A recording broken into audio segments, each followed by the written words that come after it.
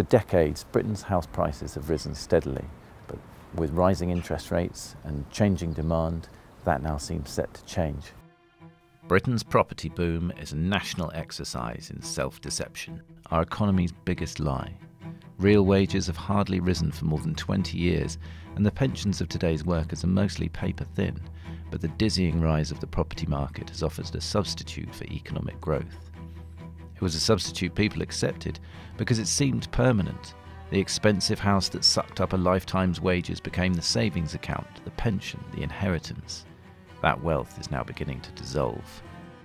This is the Great British Housing Con. House prices have been falling consistently for the last 4 months. I'm here to talk to Danny Dorling, Professor of Human Geography at Oxford University, about what that means, how the housing market has changed us, and how a slump in house prices could mean big things for Britain's economy and our politics. We're in Oxford, which is the least affordable city in the UK for first-time buyers. How does this particular estate in this street sum up what's happened to social and private housing? Yeah, we're in the Crossroad estate, built in the 1930s, part of the general building that began after the First World War to try to solve our problems of slums. So much of this housing will still be council housing, but some of it's been right to buy. If you're in one of these and you're paying a private landlord, you're paying much more than your neighbours will be. And if things carry on as they are, you eventually lose this as a social housing provision, and it becomes somewhere where students might live, or members of staff at the university might live. And it's changed hands a lot, right? When housing is sold, it then changes hands, although once a landlord gets hold of one, they'll tend to try to hold on to it and then to make their return, until of course they think it's the house itself might fall in value. We stopped really in the 1970s building social housing.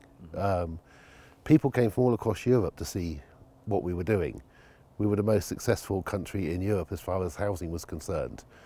The 1946 birth cohort of children, the majority of them, a random sample all born in 1 week, spent some of their childhood in a council house. So growing up in a council house was normal in Britain. And we brought that to an end in the late 1970s.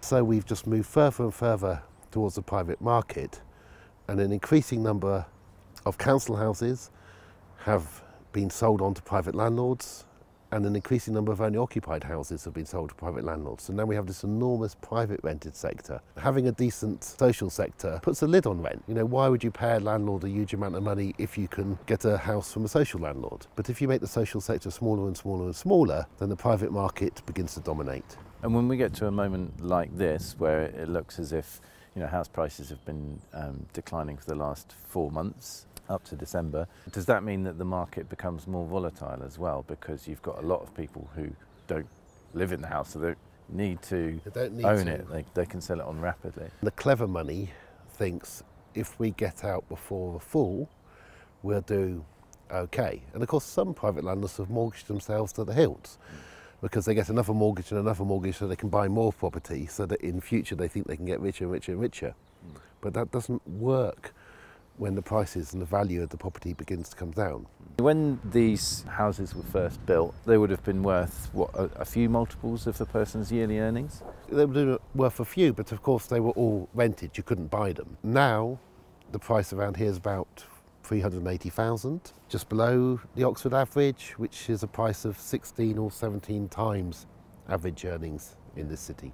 But we can go just a few hundred metres away from here and find housing that costs millions and millions, when it really is, well, just 100 metres away. Yeah. This is just hidden away, just off the Crossroad estate. This is a private road. The roads we'll go to will be private roads.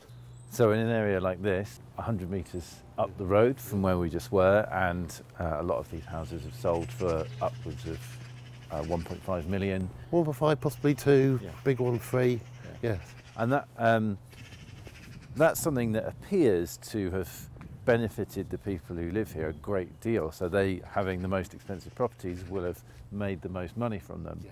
But it could be that these are also the houses that will depreciate by the most. It's possible. If this housing crisis is more like the 1930s and 40s, then that is possible. The opposite would be what happened in 89, 1991, 92, where the depreciation was most at the bottom end of the market, because negative equity most hurt first-time buyers, and people were very scared about buying a house then.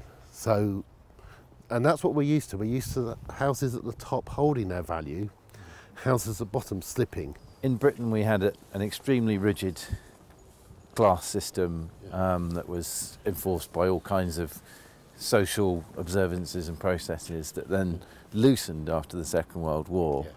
But then at the end of the 1970s, the early 80s, as the housing market started to pick up, it then kind of reinforced those strictures.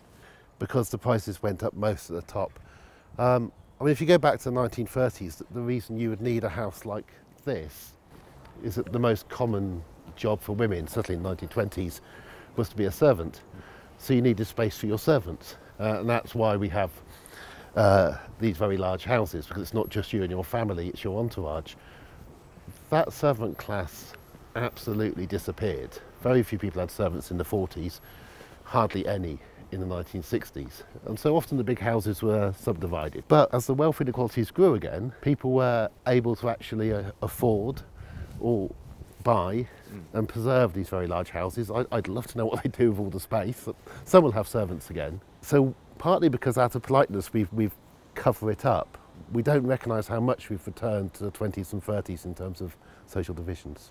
Housing has been this determinant of the way that people vote as well as the way they live. Yes. And what do you see happening to the way people feel about the political choices that have been made about the housing market if that wealth starts to evaporate? There is a danger of wishful thinking, because I don't like how divided the society is, and it is the housing wealth which is keeping it divided. Housing and the idea that the Conservative Party will do whatever it takes to keep the house prices as high as possible. They believe London's the most successful city because it's the most expensive. And the other thing is how it's reported. We find it easier to report death than to report house price falls. It's a kind of conspiracy, isn't it, amongst everyone taking part in a market that they know is irrational. That's the con, isn't it? The housing con is that people have put up with the decline in real wages or the stagnation of real wages, paper-thin pensions, but they felt like they were getting wealthier because the price of their house was going up. Yep, and it's conned a whole generation. The oldest of that generation, not so bad, except for them it's what they're going to give to the grandchildren, and so that dream for them has gone. For the youngest, for the people who just bought into the end of the PONZI scheme, this is looking potentially very, very bad. And it's going to be hard for them to get sympathy because they're the best off of their generation. They managed to buy a house. There's been a lot of conversation in the last 6 months especially, but over the longer term about Britain's growth, about productivity in our country. And that's bound up in housing as well, isn't it? Because the money that is invested into extremely expensive homes on a road like this is money that could have been invested in businesses or put into the stock market where other companies would use it to raise capital and create new jobs and new other kinds of businesses. And instead it's locked up in bricks and mortar. Yeah, we've sunk, for the wealthy and those who've got a choice, our spare money away in that slightly more expensive house than the one we could have bought, rather than investing it locally, creating jobs, or even going out and spending in ways that would help other people. So if you can only just make it here, if this is the most expensive place you can just afford, and you can only just afford a mortgage, and you can only just afford the school fees that you have to pay if you live here for the kid, then you sit, not going on holiday, not spending out. Your multiplier effect is negative. People in the poorest houses are spending the highest proportion of their income locally because they have to, just for food. Yeah. Why not live in a slightly smaller but still absolutely lovely house in a slightly more normal place, but where you can still be quite posh and everybody won't worry about that? And the answer is because you think you're going to make more money by buying here.